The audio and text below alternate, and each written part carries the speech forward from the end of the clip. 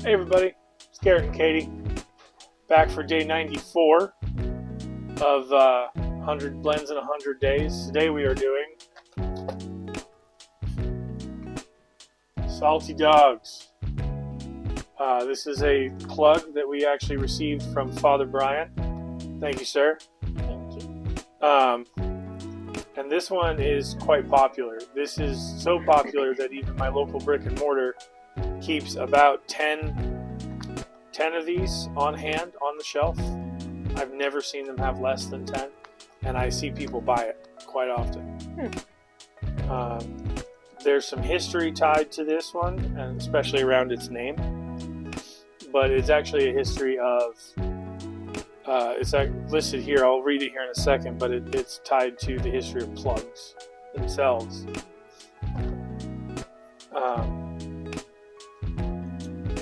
It is a Virginia Perique blend.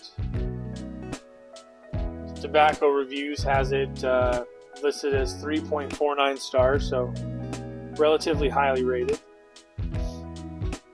In long gone times, when imposing sail ships crossed the seven seas, English sailors were popularly called salty dogs. They always took care to have a pocket-sized block of sweet Virginia tobacco with them, which they would take a slice off and then rub out and smoke in their cutty pipes. In heavy weather, they would opt to just bite off a corner to enjoy as a stimulating piece of chewing tobacco. Selected sweet Virginias with a small pinch of Perique, classically enhanced with Caribbean rum, are matured over time in the press. The result is a dark brown, full and pleasant pipe tobacco in a traditional style, offering you a comfortably cool and smooth smoking experience. Unlike ordinary flakes, it was not cut into slices, but packaged as a solid piece of real plug tobacco. Enjoy it in pipes with smaller bowls, translated from Dan Tobacco's website. And that is sort of the history of plugs as far as I've come across it. Plug tobacco was more of an invention of necessity. There was no way to keep tobacco fresh, and this allowed them to carry enough tobacco for the journey, or at least for a period of time in the journey, and you were able to keep it, one, in a small place, but two, keep it out of, it wasn't an issue for cargo space. It also wasn't an issue with it going bad because it wasn't all exposed. They would also, keep it moist with rum that was available. So this is very, very true to the history that I'm aware of. Interesting. Now, what are you thinking about this versus some of the other Virginia Periques? Like this one more? You haven't been a big fan of Virginia Periques. Not so much. I think the only real Virginia Perique that you've really enjoyed has been Blue Ridge. And I don't know that I really call that enjoying or tolerating. I can tolerate this one too. Well, 2 ounces of this one travels pretty well. Yeah. I can carry a purse around though, I don't mind. I can toss some other things in the purse. I don't have to be space efficient. I'm a lady. It says it was blended by Dan Tobacco, but is manufactured by Orlik. And I will point out that Jim Inks gave it 4 stars.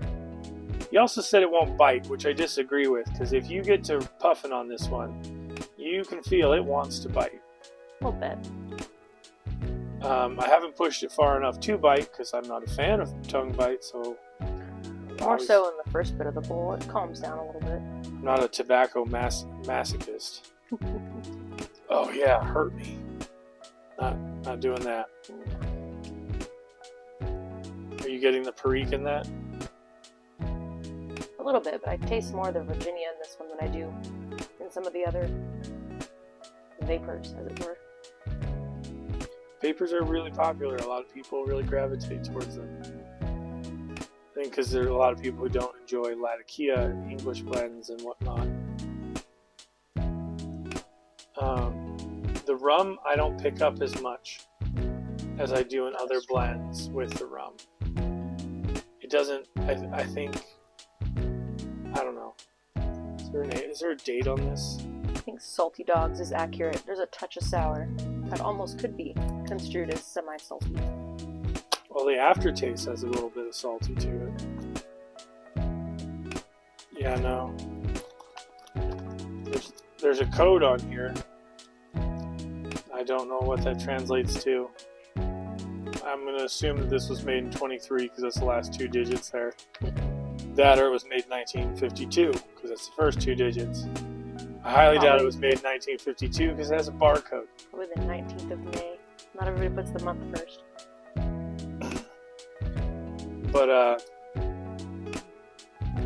think I'd give it a 6, 7. 6? I'd smoke it again. If we had this and that's all there was, I'd smoke it. If we took it camping, would you smoke it? Or would you smoke something else? What's the something else? Probably something else. Okay. That's fair. But I like it. I like it a lot more than, what was the other one yesterday? Howl of the Wind, Hail of the Wind. Yes. I prefer this one over that one. See, and I prefer yesterday's. I get that grassy note. I'm shocked you would even say such a thing. That the flavor that the Virginia brings, I find it in the aftertaste, and it I don't know. I don't have a good reaction to it. But this is not a bad blend at all. I could totally sip on this for quite some time.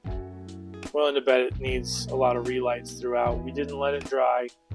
I cut it, loaded it, smoked it. Was pretty easy to cut. A lot of people say that it's a really dense plug and it's really hard to cut up. I didn't struggle with that at all. It was really nice. Yeah, it's not something I would have purchased, honestly. So I really appreciate you sending this to us, Father Brian. It's surprisingly good. I did not expect it to be this good. Did I give it a score? No. No? Bad at that. Every now and then I do that. I think 7? I give it a 7. The more I keep it going, the moister it is. If I let it almost go out, it's not as moist. Yeah, as far as like the condensation and such. That's why I was saying, I think it probably better suited to sipping than how I've been treating Navigator. Freight training it? Yeah. Give me more. Yeah, no. It does taste like it would be better off sipped than going at it hard.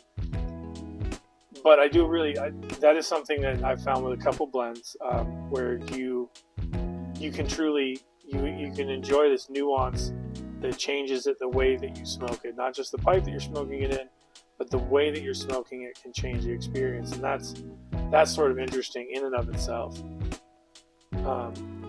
Not that everybody's going to do that, nor would I recommend doing that, because you could really get some tongue bite, things of that nature. You could really make it unpleasant. But playing around like we have, and we do, I find that to be a really interesting aspect to some of these Virginia Periques. Some of them really do tolerate, just smoking them hard, and some of them don't want to be smoked hard at all. Something I would like to see. I would like to see what some of the smaller blenders, like Cloud Bear and Jim and Emerson Southern, I'd like to see what they would do on this level of Virginia Perique. I haven't tried anything from any of them on this scale. Maybe I will. There's always tomorrow. There's always the next 100 blends. There's always the next flight of jars. Yeah? Need to buy any more yet? It's coming. I know it is. But you know what? Someday we're gonna have one hell of a tobacco party at our house. We're gonna make enough friends who smoke pipes and we're gonna have them over and just lay out a buffet of, like, yeah, smoke whatever you like. Take it with you. Take it home. That's happening. It's gonna happen. I don't know if we'll film it for YouTube, but it's happening. Well, that'll do it for day 94.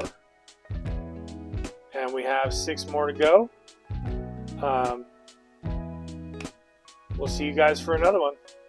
Talk to you tomorrow. Have a good day. Thank you for coming for this smoke snack. Bye.